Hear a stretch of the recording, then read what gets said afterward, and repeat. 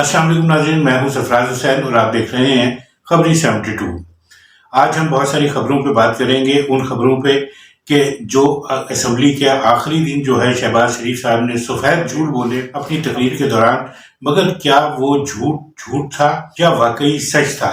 मेरी नज़र में शहबाज शरीफ ने असम्बली में झूठ नहीं बोले, बज़ाहिर अगरचे वो झूठ नजर आते मगर वो सच है, मगर वो सच उनकी अपनी साइड का सच है, तो उस पर भी एक तजिया करेंगे। दूसरी बात है कि सुप्रीम कोर्ट का फैसला आया है कि कानून साजी जो कि रिव्यू सुप्रीम कोर्ट के फैसले के खिलाफ करने के हवाले से की गई थी, उसे कालेदम करार दिया गया है। ये कानून साजी खालिस्तान जो है नवाज शरीफ के लिए की गई थी ताकि उन्हें वापस लाया जा सके और उनको तायात नाअहली का जो फैसला हुआ है उस फैसले को रिवर्स किया जा सके।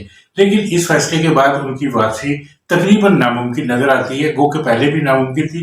एक खबर हमारी ये होगी। इसके अलावा बुशरा बीबी के हवाले से जो है एक बाकायदा एक कंपेन चलाई गई और उसमें बाकायदा चैनल्स को हिदायत जारी की गई, जिसमें कहा गया कि जब इमरान खान को गिरफ्तार किया गया था जमान पार से, तो उनके घर से एक डायरी भी बरामद हुई थी जिसमें बुशरा बीबी की जो है ना हिदायत लिखी हुई थी कि हुकूमत को कैसे चलाना है। मतलब अजीब एक मज़ाक़ खेज किस्म की जो है वो कहानी डेवलप की गई है। मगर सवाल यह है कि आखिर हुकूमत के ये स्क्रिप्ट राइटर ने ये कहानी क्यों जो है मार्केट में फेंकी और इस कहानी के मकासद क्या थे, जबकि उनको अच्छी तरह पता है कि ये मंजन भी उनका नहीं बिकेगा माजी की तरह, जैसे कि वो बहुत सारे बयानिए लेके आते रहे। लेकिन इसके बावजूद जानते बूझते उन्होंने ये कहानी जो है मार्केट के अंदर फ्लोरिश की और तमाम अपने जो कंट्रोल्ड मीडिया है उस कंट्रोल्ड मीडिया पे इस कहानी को चलाया। तो इसके पीछे उनके मकासद क्या थे।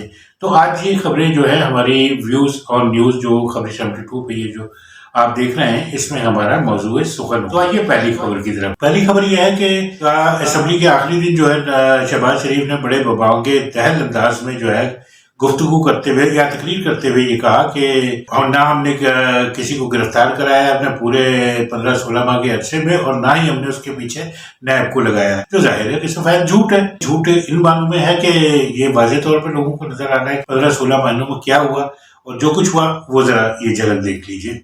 16 माह में मुझे बता दें कि इस हुकूमत ने किसी सियासी मुखालिफ को जेल भिजवाना तो दूर की बात है, उसको नाजायज तौर पर तंग करना या उसके खिलाफ नैब को पीछे लगा देना, ये ना हमारा कभी शेवा था, ना है और ना रहेगा। कायद पीटीआई को तोशाखाना केस में सजा, जमान पार्क से गिरफ्तार, 5 साल के लिए नाअहल करार, 3 साल कैद। इस्लामाबाद पुलिस का पीटीआई के सीनियर नायब सदर शरीफ मज़ारी के घर पर छापा, पुलिस ने पीटीआई रहनुमा डॉक्टर शरीफ मज़ारी को गिरफ्तार कर लिया। अली मोहम्मद खान और एजाज चौधरी को गिरफ्तार कर लिया गया है। पीटीआई रहनुमा शहरियार आफरीदी और अहलिया की गिरफ्तारी की फुटेज सामने आ गई है और पुलिस को गेट फलांकर घर के अंदर जाते देखा जा सकता है। साबिक गवर्नर पंजाब उमर सरफराज चीमा को हिरासत में ले लिया गया है। तहरीक इंसाफ के रहनुमा मियां महमूद रशीद को गिरफ्तार कर लिया गया है। यास्मीन वाशिद सर्विसेज अस्पताल से गिरफ्तार, फवाद चौधरी को सुप्रीम कोर्ट के बाहर से गिरफ्तार कर लिया गया है। असद उमर को हिरासत में लिया गया है। अली अमीन गंडापुर को पुलिस ने गिरफ्तार कर लिया है। तहरीक इंसाफ के वाइस चेयरमैन शाह महमूद कुरैशी को गिरफ्तार कर लिया गया। साबिक वजीर आला पंजाब और पीटीआई के सदर परवेज इलाही को आज गिरफ्तार कर लिया गया है। जी, आपने ये देखा कि किस तरह गिरफ्तारियां हुई। और अब एक और जरा शहबाज शरीफ की तकरीर का ये पहलू जिसमें उन्होंने कहा कि हम इंसानी हकूक़ के अलंबरदार हैं और हमने अपने 15-16 माह के अरसे में कोई इंसानी हकूक़ की खिलाफ वर्जी नहीं की, जबकि इंसानी हकूक़ की खिलाफ वर्जियाँ चीख चीख कर पूरी दुनिया के अंदर अपना लोहा सुनाती रही। आप जरा ये भी देखिए। हमारी डिक्शनरी में लफ्ज विक्टिमाइजेशन नहीं है, विक्टिमाइजेशन नहीं है।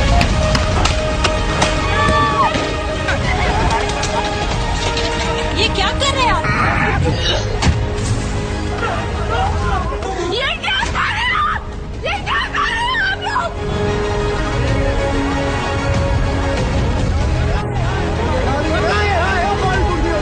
मैं सिंगल मदर हूँ, मेरे 7 साल का बेटा है, मेरे आगे पीछे कोई नहीं है। देखो मेरे कपड़े फाड़े।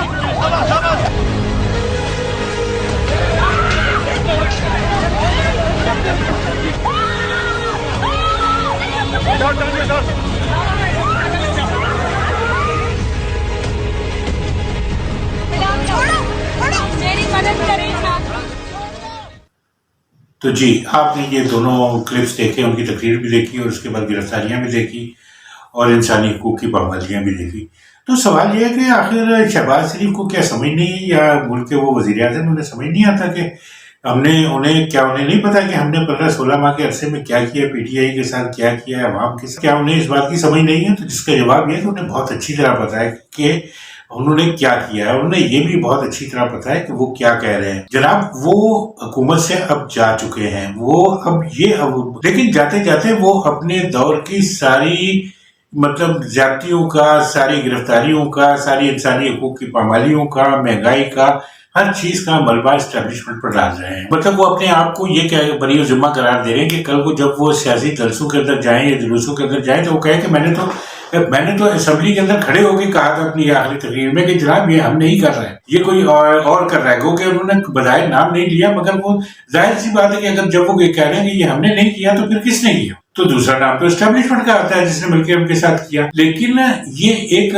اسی طرح کی حکمت عملی ہے جو پی ڈی ایم کی حکومت نے پچھلے 16 ماہ سے اپنائی ہوئی ہے کہ وہ بیانیے پہ بیانیاں لے کے آتے ہیں، عوام کو بیوقوف بنانے کی کوشش کرتے ہیں، مگر اس کے بعد بھی صورتحال ان کے قابو میں نہیں آتی۔ تو ان کا یہ بیانیہ بھی شاید چلیا ہوا کارتوس ہے کہ جو کہ ٹھوس ہو جائے گا، کیونکہ اس کی وجہ یہ کہ وہ اپنے آپ کو ان انسانی حقوق کی پامالیوں سے، گرفتاریوں سے، پی ٹی آئی کو توڑنے کی سرگرمیوں سے خود کو بری و ذمہ قرار نہیں دے سکتے۔ اس لیے قرار نہیں دے سکتے کہ اس کی سب سے بڑی بینیفیشری جو ہے نا وہ مسلم لیگ نون ہے اور پیپلز پارٹی ہے، اور جب یہ انسانی حقوق کی خلاف ورزیاں ہو رہی تھی، گرفتاری ہو رہی تھی، پی ٹی آئی کو توڑا جا رہا تھا، تحریک استحکام پاکستان پارٹی بنائی جا رہی تھی، تو یہ اس جلتی پر تیل کا ڈالنے کا کام کر رہے تھے، اور باقاعدہ جو ہے یہ اپنے بیانات کے ذریعے جو ہے ان تمام اقدامات کی حمایت کر رہے تھے، مگر اب ایک دم انہوں نے اپنے آپ کو پیچھے کھینچ لیا کہ جناب ہم نے یہ تو سارا اسٹیبلشمنٹ کر رہی ہے، جو کچھ بھی تھا یہ اس کا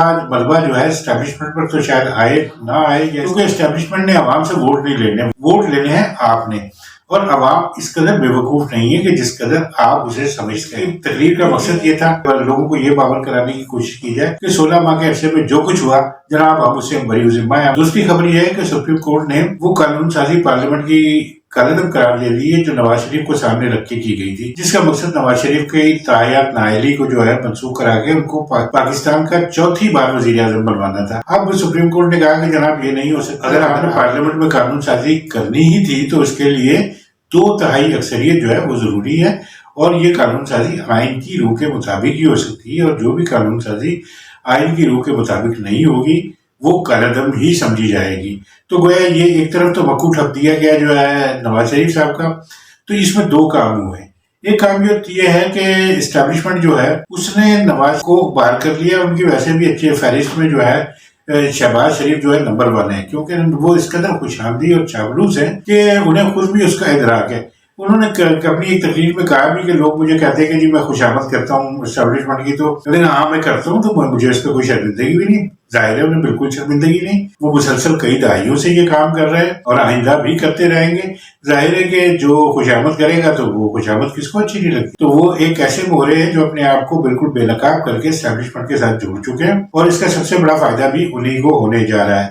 اب ہما وزیر اعظم کی کس کے سر پہ بیٹھتی ہے مستقبل میں، ابھی تو نگران وزیر اعظم کا معاملہ ہی دیکھنا ہے کہ کتنا عرصے چلتا ہے۔ کہا یہ جا رہا ہے یہ فیصلہ بھی اسٹیبلشمنٹ کے اشارے پہ آیا ہے مبینہ طور ہے، تاکہ نواز شریف کو اور مریم نواز کو ایک سائڈ پہ کر کے شہباز شریف اور ان کے حامیوں کو اقتدار میں شریک رکھ کے آئندہ کا پولیٹیکل نظام جو ہے وہ چلایا جائے۔ اب آتے ہیں تیسری خبر کی طرف جو بشرا بی بی کی ڈائری سے متعلق ہے۔